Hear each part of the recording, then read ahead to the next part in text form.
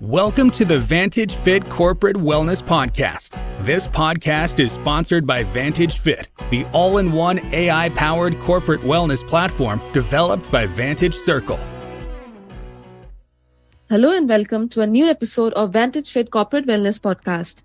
I'm your host Parishmita with another exciting topic. Cultivating present moment awareness is a noble art. Somewhere we all strive to be mindful, present, and more aware, be it in our work life or personal. It is the power of mindfulness that allows one to pay attention to the present moment with non-judgmental awareness. Today, we are going to discuss the same as our topic underlines, the power of mindful presence, how being present can improve your life and work. Before that, I would like to introduce our guest speaker, Grace De La Rosa, the CEO and founder of Living with Grace. She also provides spiritual advising, holistic wellness education, mindfulness and meditation teachings. Hello, Grace. Welcome to our show. Hi, Parishmita. So, shall we begin with the first and the most formal question? Sure. So, Grace, what is mindful presence and how it can help us improve our lives and work? Well, first, mindful presence is just really feeling and knowing and being in the very present moment of where we are. Every moment is the present, and that's it. The minute that we speak, that becomes the past. And if we just focus on what's here in front of us right now, that's all we can really do. And when we're able to do that, we're more able to focus on the task at hand. So when we're focused and more aware of what we're focused on, we'll be able to hopefully present what needs to be presented for the person in front of us. 47% there was a Harvard study that 47% of a person's waking hours is spent in thought outside of what is in front of us. And so right away, when we're talking about work, the employer has already lost 47% of their profit in that respect, if they're expecting 100% from their workers. And when we incorporate mindfulness in the mindfulness practice in with the workplace, we will then be able to help regenerate some of that lost productivity when we can stay more focused in this moment in time. Mindfulness also in our life, in our day-to-day living, allows us to just not have so much stress.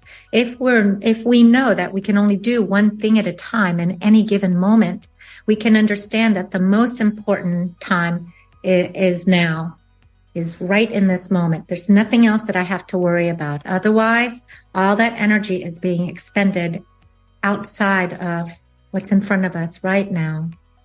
Sometimes when we're not mindful, we can be not quite as friendly or kind to somebody. If we're thinking and worried about something that's not even in front of me, I may take out my frustrations on you when I'm not even frustrated with you. So not being mindful, or the emotions that come with not being mindful or being mindful, colors our entire world. So what affects me is going to affect you. And if we can teach people that this is real, then maybe we can be a little bit kinder to ourselves first. When we're kind to ourselves, then we can be kinder to those around us. For instance, Parishmita, if you received a phone call right now and they said, God forbid, somebody that you love died, how could I not be affected when I see your face and I maybe hear you crying? It affects me, right? Absolutely. And you're all the way in India. I'm here in Florida. But what happens to you will affect me. What affects me will affect all those around me, right? Absolutely. So when talking about thinking too much or being lost in thoughts, are we talking about overthinking? We're talking about even just regular thinking, Mm-hmm. If we're you and I can be talking and I might capture your presence for the first 5 minutes. Your mind might start thinking, oh, what am I going to have for lunch today? Right? I wouldn't think that would be overthinking. I think it's just our nature. Yeah. Right? Absolutely. So I would like to ask, what are the benefits of being more present in our interaction with other people, whether it is in our personal relationship or at work? Well, coming back to what I was saying earlier, we'd be more aware of our thoughts so that we understand, wait, I have these thoughts. I'm not frustrated with this person in front of me. Let me move that thought, right? Move that thought and watch it move away so I can be present here and not have any of those thoughts, extraneous thoughts, affecting me and my relationship with you right now. It brings us back to being kinder, more supportive of one another. When we understand that anger, I'm going to use anger because that tends to kind of trigger many of us, right? Anger, maybe you might be angry with me. It would not help if I retaliated and became angry with you. Fire and fire do not work anymore, right? Yeah. The only thing that extinguishes that is kindness and love. Always. Always. Yeah, absolutely. Otherwise, we feed the fuel of insanity, that cycle of insanity of getting angry again and getting upset when the other person was not mad, but now they're mad because you were mad. It's like a fire. Like just a little trigger. Yes, yeah. That's right. That's exactly right. And it's very hard for us to, unless we're aware of it, just like what we're talking about now, we will get angry at the person and not at the situation. And the situation wasn't even about me and you. The situation was my thought with that phone call that I received, right? And so when somebody is angry, it's not always about what's in front of us. 9 times out of 10, it's more of what's happened just prior. So when we practice mindfulness and meditation, we arrest that reaction and make it an opportunity to be a response. So how can we use mindful presence to improve our communication skills and build stronger relationship with others? Well, there are several ways. One, I personally would be able to help by creating a program, a customized program for each organization that I work with in terms of building team unity. So for me, that's called community.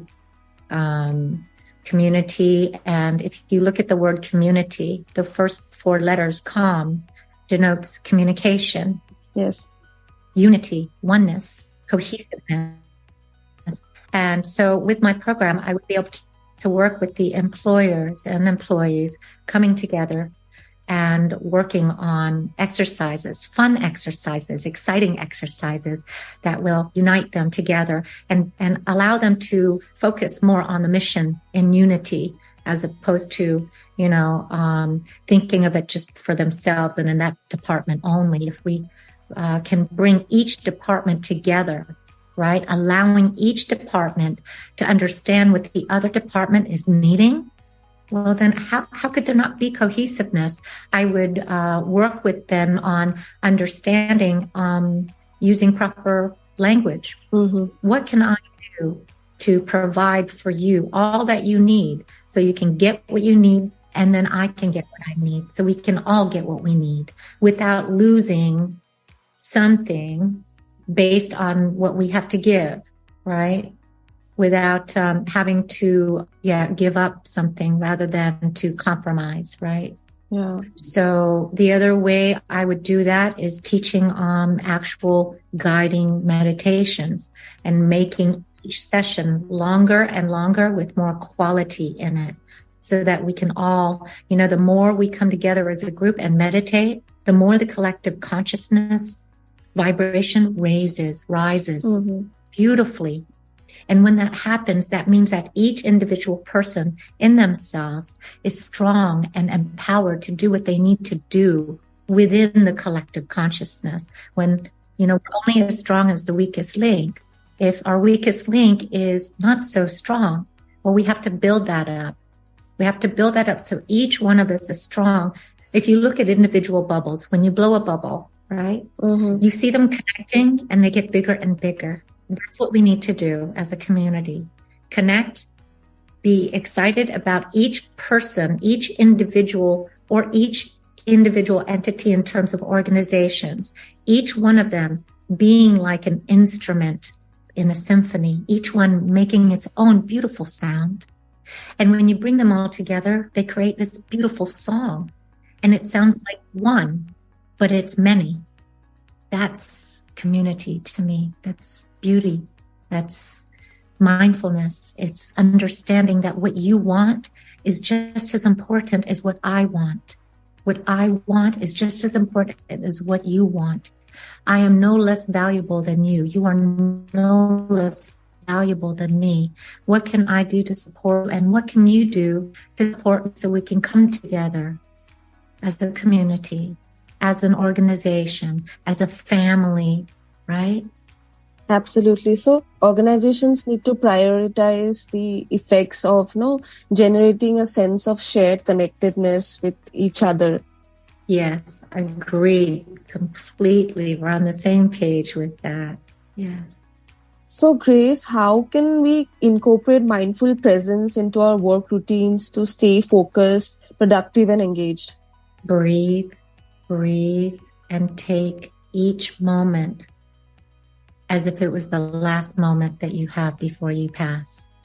If we look and practice that, if I connect with you, I'm going to, in my mind, that the very last thing I'm going to do with you may be the very last thing I will do in my last breath on earth here on earth.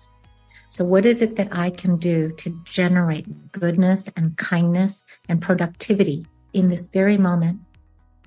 In kindness and respect, and knowing where our boundaries are with one another, and remembering we have to respect one another if your thoughts are not the same as mine.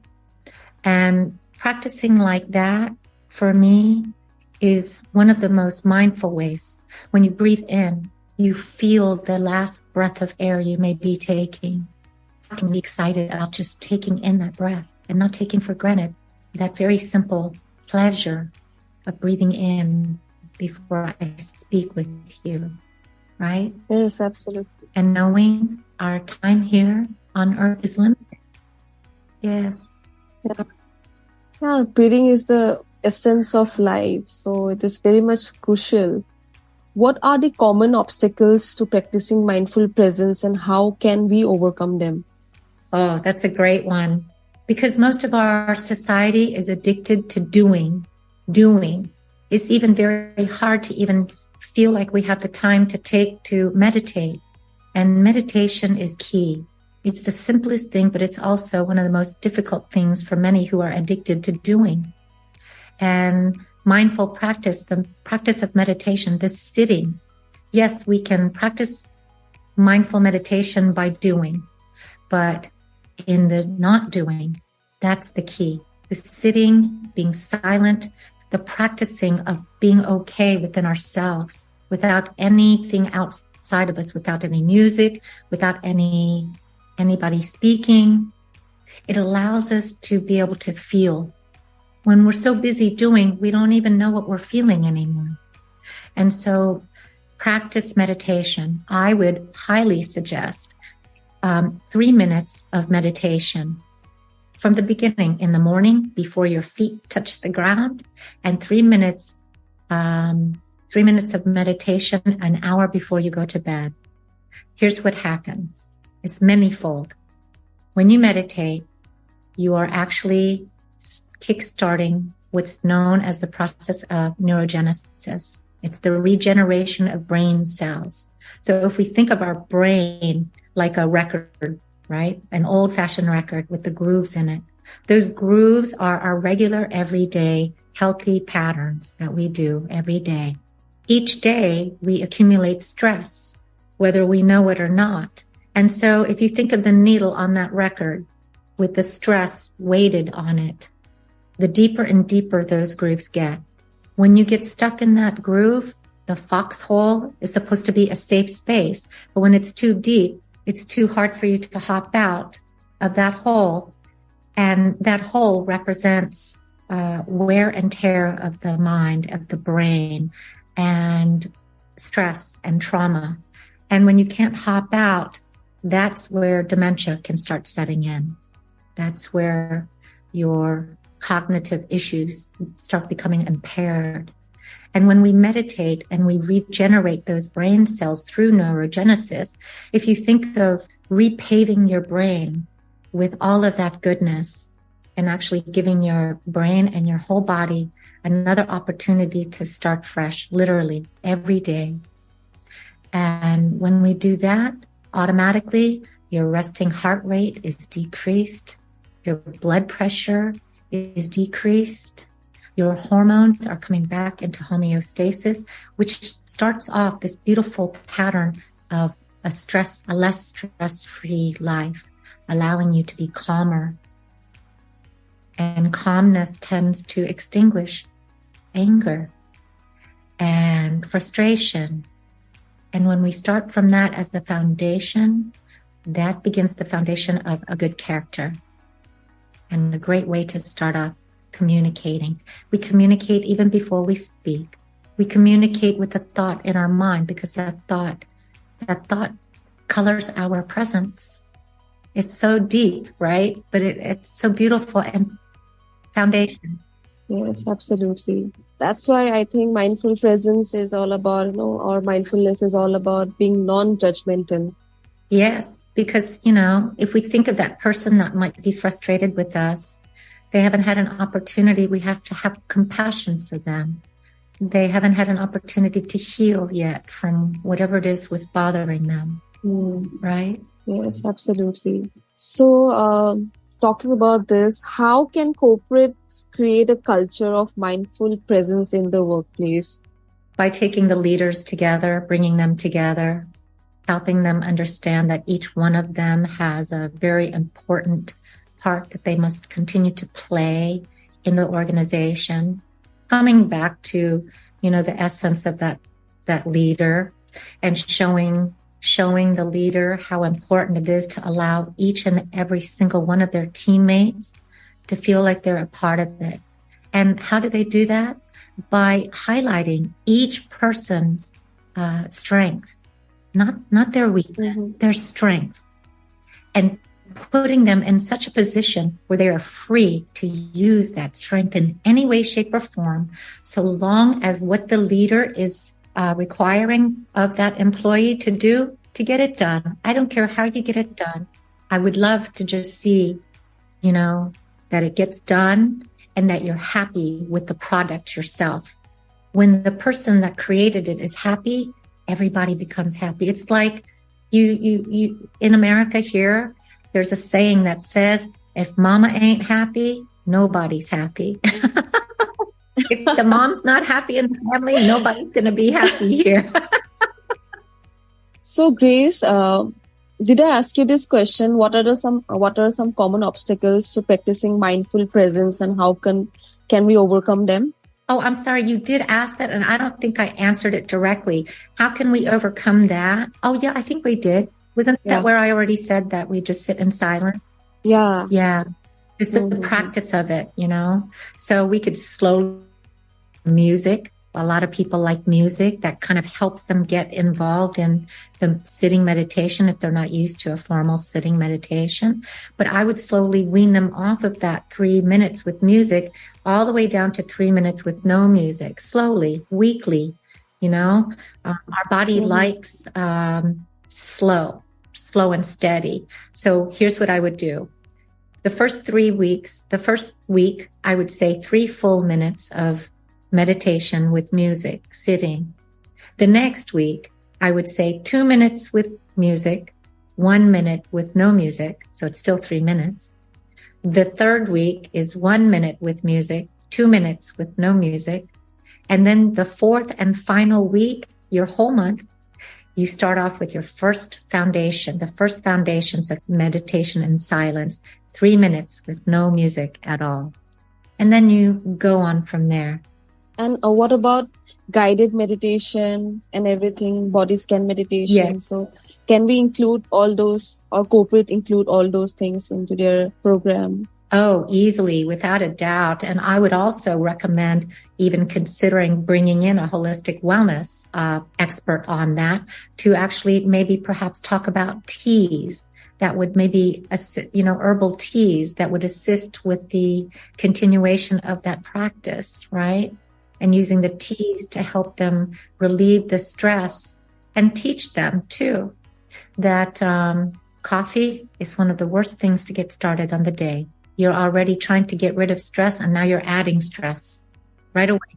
Yeah, caffeine. Yeah. Yes. And stuff like that. I think presentations on wellness in general, like that, what we were just talking about, kind of synergizes and is symbiotic to what we're talking about. It's not just one thing. Like, yes, we're talking about mindfulness. Yes, we're talking about the practice of meditation to get through mindfulness. But that's only just one aspect of the wellness, right? You can't fix one aspect of a person and expect them to be whole. So you have to talk about the tea. Then you've got to talk about maybe what are you doing physically to keep mindfully present? What are you doing at home? What can we do to eliminate some of the things that you're worried at home? Because here's what a lot of bosses will say, a lot of employers will say, don't bring your home business here at work, right? Leave it at home, because we don't want that to affect your productivity here. When in fact, unfortunately or fortunately, we have to understand they will bring it in. It will be brought in. They will be affected by everything outside of work. So what can we do to reduce their stress outside of work? Well, we're talking about the same thing, which is mindfulness and meditation. So if we teach them that, we teach them all ways to reduce their stress naturally, i.e., cut back caffeine, drink more herbal tea to provide sustenance where your hormones can come into homeostasis without the need of medication, right? Absolutely, yes.